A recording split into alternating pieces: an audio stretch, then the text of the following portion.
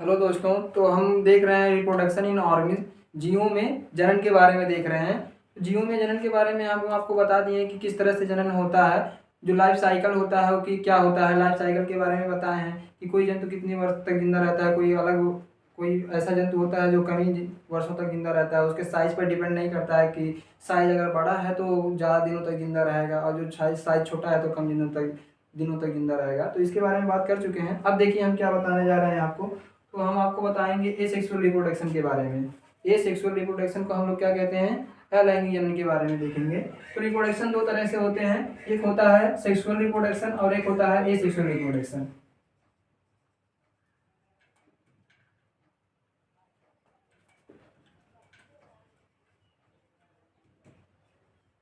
तो जंतुओं में जो होता है कितनी तरह से रिप्रोडक्शन यानी जनन होता है, दो तरह से होता है। एक होता है लैंगिक जनन तथा एक होता है अलैंगिक जनन।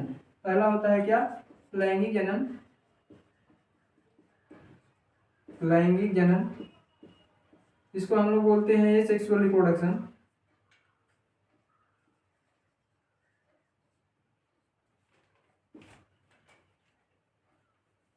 ए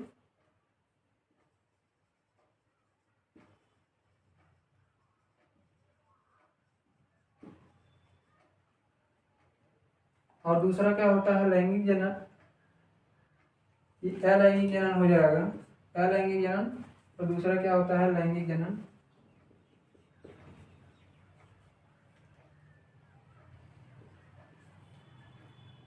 इसको हम लोग क्या कहते हैं, सेक्सुअल रिप्रोडक्शन।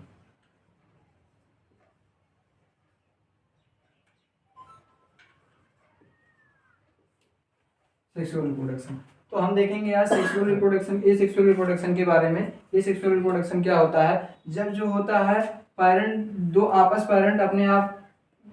पेरेंट आप ना हो तो उसको क्या कहेंगे, ए सेक्सुअल रिप्रोडक्शन कहेंगे। जैसे क्या होता है, सिंगल पेरेंट से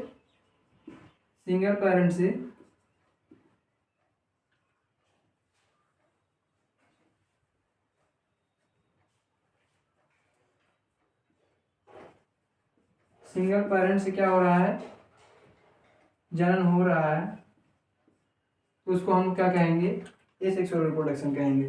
जब यहाँ पे देखिए दो पेरेंट की आवश्यकता होती है, टू पेरेंट्स आर रिक्वायर्ड, एक मेल होगा और एक फीमेल, तो वहाँ पे हम आपको बताए हैं सेक्सुअल रिप्रोडक्शन। तो आज देखेंगे लैंगिक जनन के बारे में। तो लैंगिक जनन में जो होता है ज़्यादातर कहाँ पे होता है, सिंगल सेल में होता है।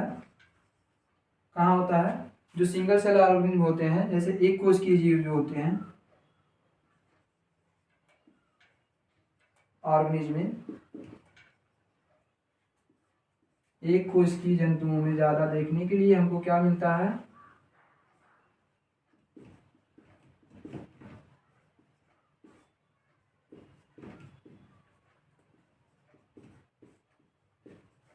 जंतुओं में हमको क्या मिलता है, एसेक्सुअल रिप्रोडक्शन। अब एक कोश की जंतु कैसे होते हैं, जैसे आपका पैरामीशियम हो गया, यूग्लिना हो गया, ये क्या करते हैं, अपने आप को दो भागों में डिवाइड हो जाते हैं, जिसको हम लोग क्या कहते हैं, बाइनरी फिशिंग कहते हैं। क्या कहते हैं, बाइनरी फिशन।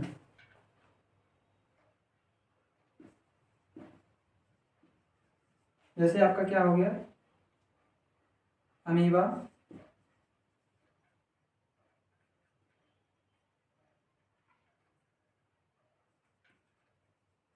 अमीबा जो होता है ये क्या करता है, बाइनरी फिशिंग करता है ना, बाइनरी फिशन।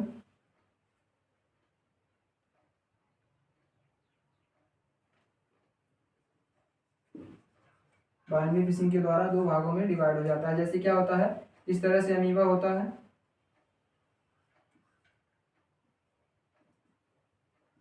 ये क्या होता है, इस तरह से दो भागों में डिवाइड हो जाता है। पहले इसका केंद्र क्या हो जाएगा, केंद्र दो भागों में इस तरह से डिवाइड जाने की कोशिश करेगा, उसके भाग में इस तरह से डिवाइड हो जाता है, ऐसे होगा। और दो भागों में इस तरह से नए कोशिकाओं में हो जाएगा। तो यहाँ पे ये कहने का मतलब ये है कि एक सिंगल सेल भी क्या करता है, अपने आप को प्रजनन में इन्वॉल्व कर लिया है। जैसे आपका होता है अमीबा, अमीबा किस तरह से डिवाइड करता है, प्रजनन करता है, तो उसको हम लोग कहते हैं बाइनरी फिशिंग के द्वारा।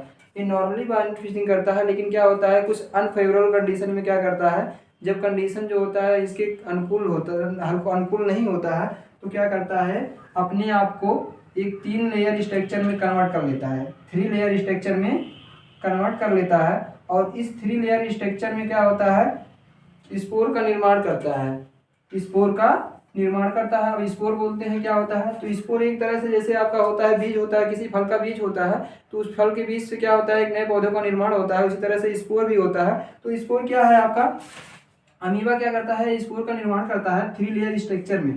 तो 3 लेयर स्ट्रक्चर में बहुत सारे स्पोर बनते हैं, और उसी से स्पोर को क्या होता है, जब ये ब्रस्ट होता है, ब्रस्ट मतलब क्या होता है, फटता है, ये ब्रस्ट मतलब फट जाता है जब, तो ये इस ब्रस्ट से जो ये स्पोर बाहर रिलीज करता है, और रिलीज से क्या होता है नए अमीबा का निर्माण करता है। तो ये कब करता है, जब अनफेवरेबल कंडीशन होता है तब। क्या होता है, जब अनफेवरेबल कंडीशन होता है तब। अब देखिए जो होता है नॉर्मली जो होता है सिंगल सेल जो होते हैं, जैसे आपका सिंगल सेल कौन कौन से हैं, तो सिंगल सेल्स जो आपका 5 किंगडम क्लासिफिकेशन दिए हैं, व्हिटेकर किसने दिया था, व्हिटेकर ने दिया था। तो 5 किंगडम क्लासिफिकेशन में जो आपका मोनेरा और प्रोटिस्टा होते हैं, ये क्या होते हैं, सिंगल सेल्ड होते हैं।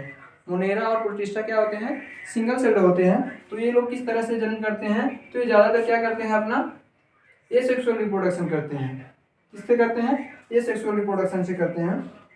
अब इसमें हम देखते हैं आपका पैरामीशियम भी होता है, तो पैरामीशियम भी क्या होता है, इसी तरह से डिवाइड करता है, para para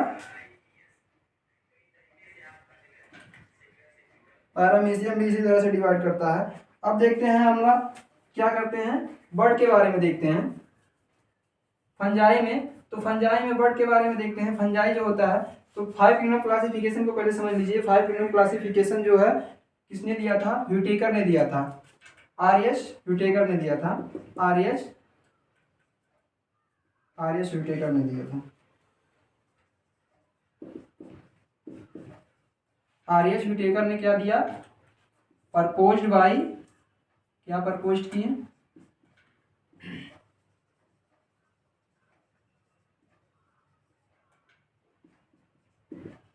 5 kingdom classification.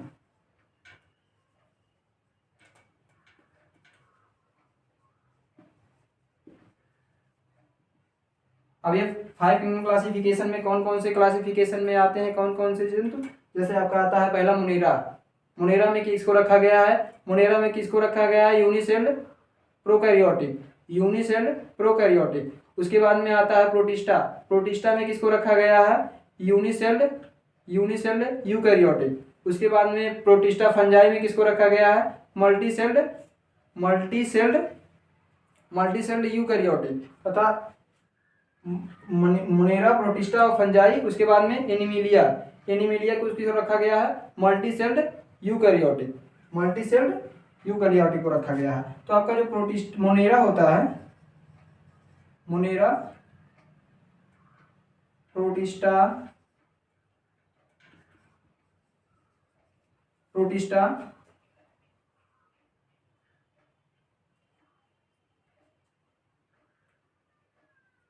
Protista Monera, protista, fungi और प्लांटी, प्लांटी जो होता है, प्लांटी भी है एक, ये क्या है, मोनेरा, प्रोटिस्टा, फंजाई, प्लांटी और एनिमिलिया। कौन होता है, एनिमिलिया, यहाँ लिख देते हैं।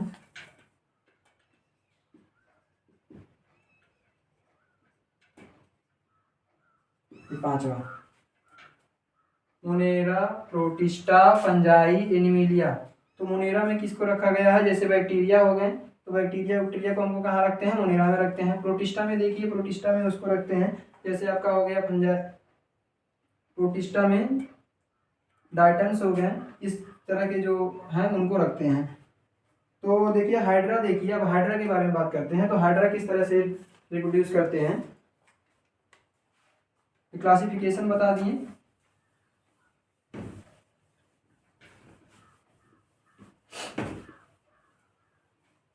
सिंगल सेल्ड ऑर्गेन्स के बारे में बात कर रहे हैं।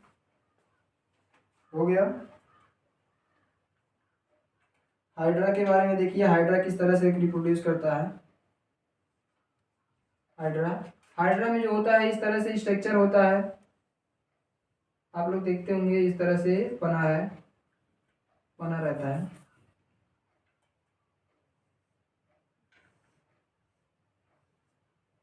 यहाँ से एक बर्ड निकलता है हाइड्रा में,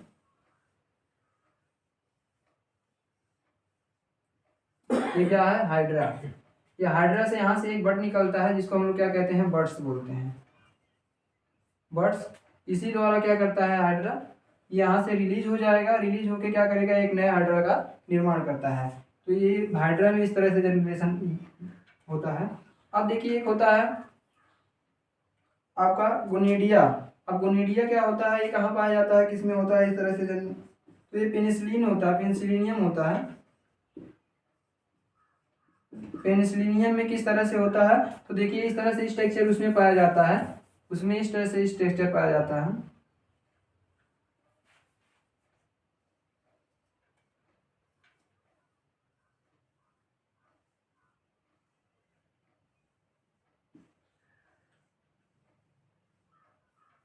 यहाँ से क्या होता है, गोनिडिया रिलीज होता है, ये इस तरह से।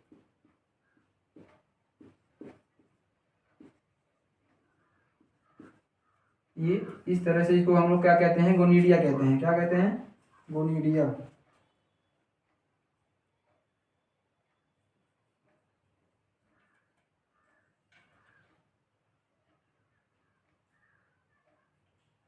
गोनिडिया ये आपका कहाँ मिलता है, पेनिसिलियम में। कहाँ मिलता है, पेनिसिलियम में देखने के लिए मिलता है। अब देखिए अगला क्या आता है इस तरह से, जैसे आपका आता है जेम्यूल्स, हमको कहाँ देखने के लिए मिलता है, तो स्पॉन्ज में जो होता है, स्पॉन्ज में जेम्यूल्स देखने के लिए मिलता है। जेम्यूल, ये जेम्यूल किस तरह से होता है, तो जेम्यूल इस तरह से होता है। देखिए ये क्या करता है, इस तरह से अपना स्ट्रक्चर होता है,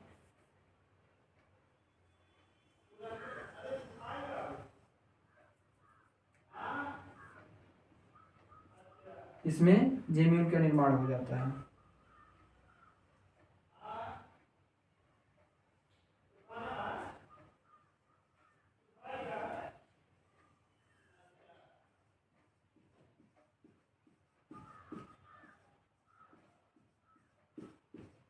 एक इसमें होता है तो स्पॉन्ज में होता है, कहाँ पे होता है, स्पॉन्ज होते हैं ना, वहाँ पे होता है जेम्यूल।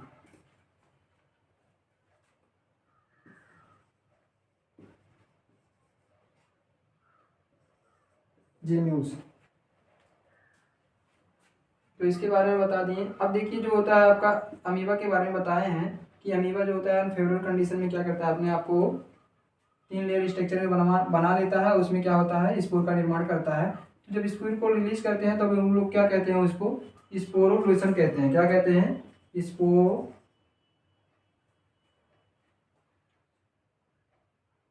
स्पोरुलेशन कहते हैं। और जो स्पोर होता है उस स्पोर को क्या कहते हैं हम लोग, उस स्पोर के कहते हैं हम लोग सीडो, क्या कहते हैं, अमीबा का जो स्पोर होता है इस तरह से 3 लेयर स्ट्रक्चर में, इसको हम लोग क्या कहते हैं, ये क्या है, अमीबा है, ये अमीबा। इसका जो स्पोर होता है ये, इसको हम लोग क्या कहते हैं, सीडो।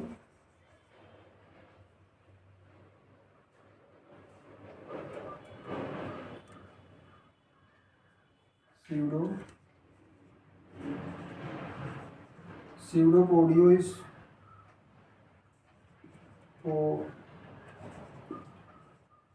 स्पोर्स क्या कहते हैं, सीडोपोडियो स्पोर कहते हैं। इसको क्या कहते हैं हम, सीडोपोडियो स्पोर कहते हैं। ये जो स्पोर बनता है अमीबा में, इसको हम लोग क्या कहते हैं, सीडोपोडियो स्पोर। और इसको हम लोग क्या कहते हैं, जब रिलीज होता है तब इसको हम लोग क्या कहते हैं, स्पोरुलेशन कहते हैं। और ये क्या है, स्पोर है, ये क्या है, अमीबा है। तो इस तरह से अमीबा में हमको आपको बताया है अनफेवरेबल कंडीशन में, और ये क्या है आपका जेम्यूल्स है।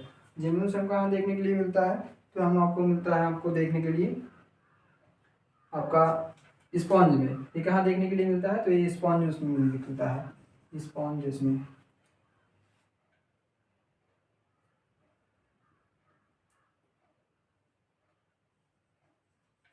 स्पॉन्ज में हमको क्या देखने के लिए मिलता है, तो जेम्यूल्स देखने के लिए मिलता है। आगे हम देखेंगे वेजिटेटिव रिप्रोडक्शन के बारे में। वेजिटेटिव रिप्रोडक्शन क्या होता है। अगर आपको वीडियो अच्छा लग रहा है तो लाइक शेयर सब्सक्राइब जरूर करिए।